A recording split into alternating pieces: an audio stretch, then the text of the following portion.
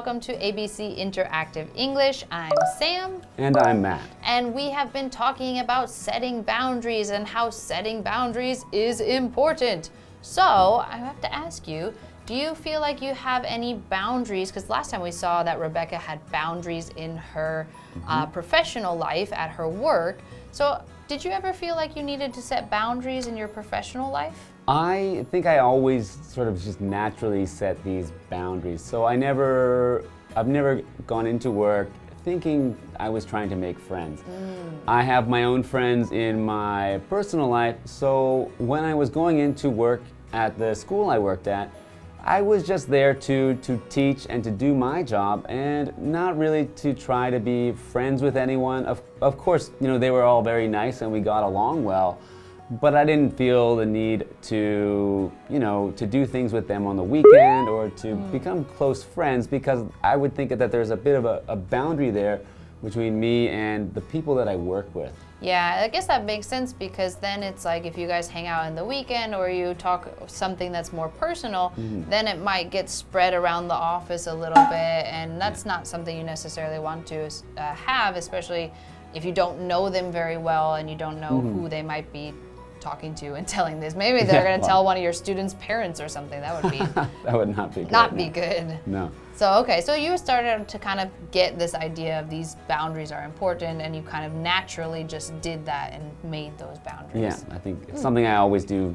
in most workplaces. Yeah, So. I think keeping things professional is a very good idea.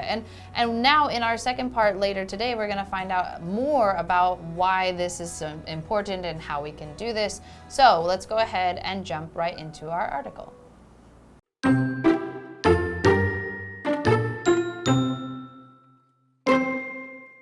Everyone needs to set boundaries in their lives. They help you find out what you like, hate, and can put up with. Also, with healthy boundaries, you show yourself the care and concern you deserve.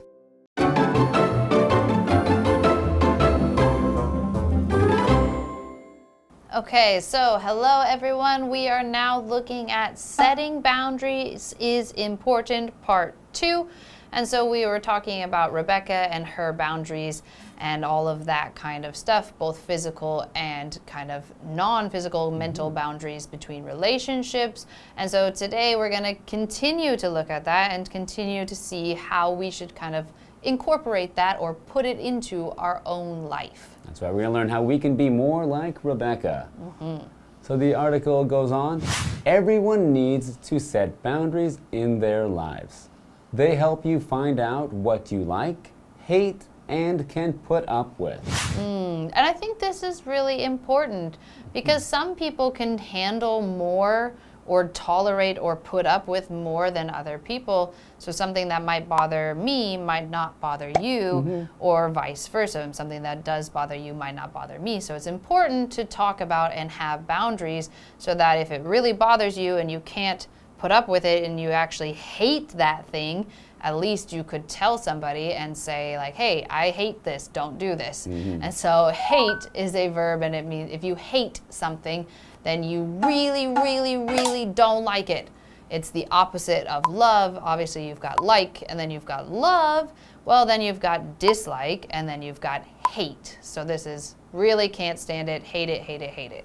And so very important to know, where are your lines? Where are your likes and dislikes and actual hates? You know, I think some people overuse the word hate when they really just mean they don't like something. You know, someone might say, oh, like I might say even sometimes, I hate to eat fish. Really, I can eat fish, I just don't really like it that much. Yeah, I agree. I mean, I think both sides, the hate and the love, they're probably used a little bit too much, more than they maybe actually mean. Like, I usually say I hate cilantro, which I really don't like cilantro. But if I think about it, I hate traffic.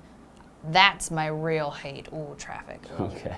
But cilantro, I guess, I just don't like it. Okay. Well, another related word is to put up with. So to put up with something means you can tolerate it, you can deal with it, you can handle it. Maybe it's not something you like, but you can put up with it. For example, like I just said, I don't hate eating fish. I can actually put up with eating some fish, but it's certainly not something I like. Yeah, that's actually I'm in the same boat as you. I have the same feeling. I'm not a big seafood person in general. That's not just fish, but fish, shrimp, crab, mussels, all of it. And Taiwan has a lot of seafood. And so it's sometimes you put up with something you're not happy about it, but you kind of have to anyway because there's nothing else to eat. So a lot of times go to a restaurant and there's only seafood, so I just have to put up with it. I have to deal with it. But again, setting these boundaries can kind of help you feel okay with all of these different situations. And so if we can continue with our reading, we see the next part says, also, with healthy boundaries, you show yourself the care and concern you deserve. So this is, again, it's like you're setting these boundaries, but most of it is like, I care about myself, I'm concerned about myself, I need to make sure I'm doing what's best for myself, and that's what you see when you set boundaries. That's right. So we're talking about a noun, which is care, and care is the way that you treat something or the treatment that you give to something. So here we're talking about the care that you give to yourself. It's how you treat yourself and the things that you maybe do to help yourself feel better or happier. Yes, and then we also had concern. They said the care and concern you deserve. And concern used in this way is similar to care. It's thinking about yourself. This showing yourself concern is thinking about yourself and thinking, what do you need to do to be okay?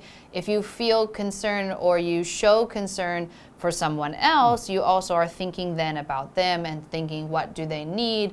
How can I make them feel better? How can I make sure that they are okay? So this is this type of concern. The care and concern that you deserve. So if you deserve something, it means it's something you should get. So something that you are owed or something that you just should be getting. So I think we all deserve care and concern. Yeah. And for example, if you work at a job, you deserve to be paid for that job. Oh, that's true. And I think we've been doing a pretty good job on this part of the article. So I think we deserve a little break. All right, I think so too.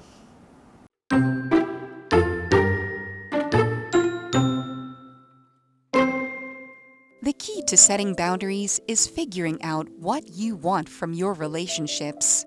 Then, you base your boundaries on those desires.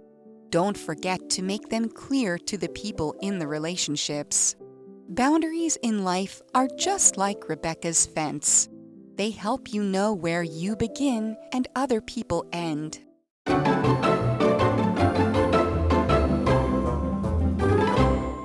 Welcome back. We're still talking about boundaries and how they are important to all of us in our lives to help us learn about what we like, hate, or can put up with, and also, how by setting boundaries we're actually showing care for ourselves. Yes. And so if we continue with our article to see what is going to come next, we have the next part that says, the key to setting boundaries is figuring out what you want from your relationships. And so now we're kind of looking at it from the other side where it's like, okay, these are the reasons you should set your boundaries. But now we're starting to see, how do you actually do that? How do you set good boundaries? And so we say that the first step or how you do this or how you do this well is to look at that relationship and think, where do I want this relationship to go? What do I want from it? How close do I want to be? And then use that to set your boundaries. And we have some vocabulary here, which is that you need to figure out. So to figure out is to find out or learn through experience usually. So learn by doing something. So for example, with these relationships, you need to think about, what you want, and by spending time with these people, you can hopefully figure out, what kind of relationship you want. The article continues, then you base your boundaries on those desires. don't forget to make them clear to the people in the relationships. Yes, and I think this is a really big key point because so many people are like, oh, I had this boundary in my head and you crossed it and now I'm mad at you. But if that person never knew the boundary and they did not know that you didn't like that thing, then it's hard for them to know not to do it. And so, for example, especially Rebecca says she just doesn't like to be touched. Maybe she makes a new friend and that new friend wants to give her a hug and she can't just automatically get mad at the new friend. She has to very clearly explain, I don't like to be touched, that is a boundary, and then they can both move forward with their relationship and not be mad at each other. So it is really important to talk about those and make those clears and make those desires very clear. So we had this word desire, and your desire, something that you desire, the noun form of this word, is something that you want. So in here it said you want to see what are the desires you want from this relationship? So what are the things that you want or things that you need out of this relationship? And so that is your desire. Again, a lot of times we'll say this is my desire or I desire this. That would be the verb version of that. But that's the thing that you want in whatever situation you might be talking about. So they made it that you need to make your desires clear in here. So you need to make them clear. That's an adjective, and that means that you need to make them easy to understand, easy to know, not something that is confusing. So if your desires are clear to everyone, they'll have no problem to know them and to help to adapt, to help to work with your boundaries that you have set. Yeah, and again, the big thing is that you might even have very clear boundaries for yourself, but if you didn't tell anyone, and you just kept them inside, then they're not clear to anybody else. So it could be clear boundary to you, but it's not clear to that person because you didn't tell them yet. So it's really important to communicate and talk in relationships and say, like, I'm not comfortable with this, or I'm comfortable with this, or I hate that, or I love that, or whatever. And so then we can go back to our reading and we see boundaries in life are just like Rebecca's fence. They help you know where you begin and other people end. So just like we were talking about, the fence says this is my property, this is your property. This boundary in your personal life says this is what I'm okay with, this is me, this is you, this is where we don't get along, so don't go over this line. That's right. So where one person's space ends, one person's begins. So do you have clear boundaries in your life? Yeah, I think I'm getting better and better about explaining to other people what I like and what I don't like. I'm kind of with Rebecca I'm not a big hugger, and so most of my friends know that, and they know that even if, something exciting happens, we'll probably just jump up and down and go, yay, but I'm not really that excited to be like, hug. No, thank you. It's because you clearly set those boundaries. Yes. And so from this article, you guys can all learn how to set your own boundaries in your own life, and hopefully that will help you guys stay mentally more healthy and also build better, stronger relationships. So take this information and do some great things with it.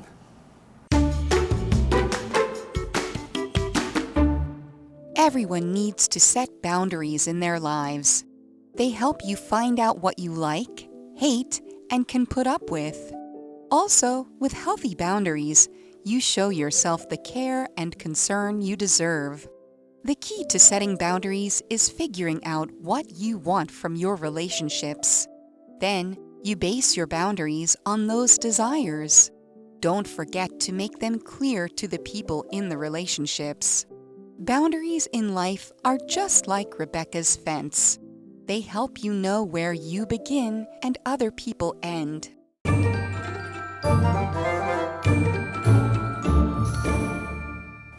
Hi, I'm Tina. 我们来看一下这一课的重点单字。第一个 hate， 它是一个动词，表示讨厌、不喜欢。I hate my sister telling me what to do all the time. 我讨厌我姐姐无时无刻都在告诉我该怎么做。Hate， 如果我后面加上一个 r， 变成了 hater。Hater 是什么意思呢？它是一个名词，黑特就是指在网络上面攻击、谩骂他人的乡民。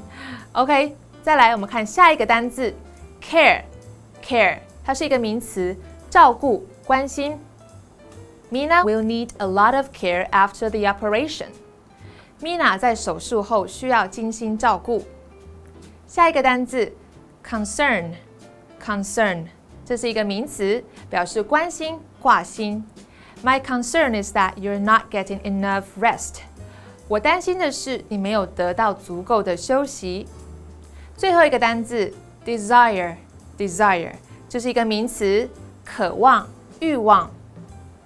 He has a strong desire for money and power. 他对金钱跟权力有极高的渴望。接着我们来看一下文法。第一个文法 put up with， 忍受。I can't put up with your messy room any longer. 我再也无法忍受你脏乱的房间了。下一个文法 the key to V-I-N-G 表示做某事的关键是什么呢？ Key 在这里指的是关键 to 后面也是可以接名词的。Hard work is the key to success. 勤奋是成功的关键。最后一个文法 Somebody bases A on B. 某人将 A 建立在 B 的基础上。Base 在这里指的是动词，以什么为基础。Joe based his new book on a true story. Joe 的新书是以一个真实的故事为基础撰写的。当然，这样子的一个动词片语，它可以变成被动语态的。我们可以这么说 A be based on B 表示 A 以 B 为基础。我们来看这个例句 The film is based on a short story by Richard Yates. 这部电影是根据 Richard Yates 的短篇小说改编的。以上就是这一课的重点单词跟文法，我们下一课再见喽，拜拜。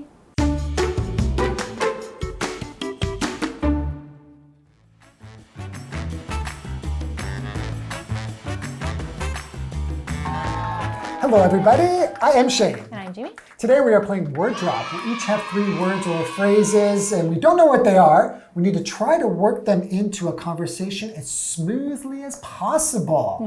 How about I begin? Okay. Okay, so the other day I was playing sports and I fell and broke my finger, right? So my wife now, she thinks that I'm a little bit clumsy and that I'm a big cause for concern.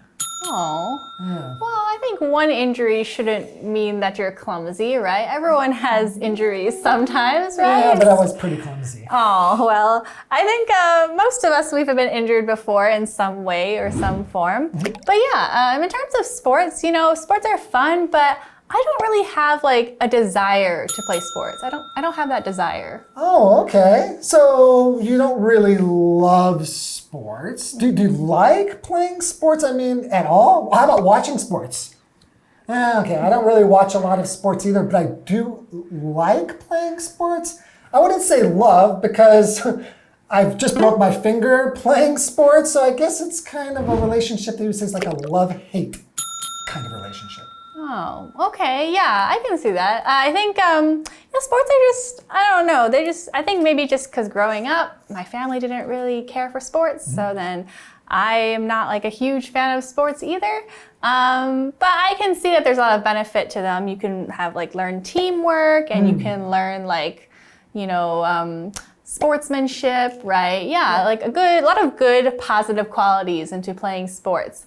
So yeah, and it's a really big industry, so obviously a lot of people like it. But I don't know, just for me, it's like, I don't know, I just like, it's hard for me to like really have a care, you know? It's like, I just don't know, sports are not, yeah, I guess I just don't really have a care in the world, really. Okay. Interesting. So, well, it's not like anybody really needs to love sports or hate sports or, I mean, you know, sports are sports. People are still going to play them. It is a huge industry. There's a lot of people making money, like those professional athletes are making tons of money. So I think for the success of sports to continue, the key to that is money. Oh, Right? yeah, that's true. Money is like very, even though it's also the root of all evil, but it's also very like important, right? But the thing is, some people act badly because of money, and I do not like to put up with bad behavior. Oh, okay. Well, I don't like to put up with bad behavior either. Yeah, I think it's just, I don't know, just not worth putting up with.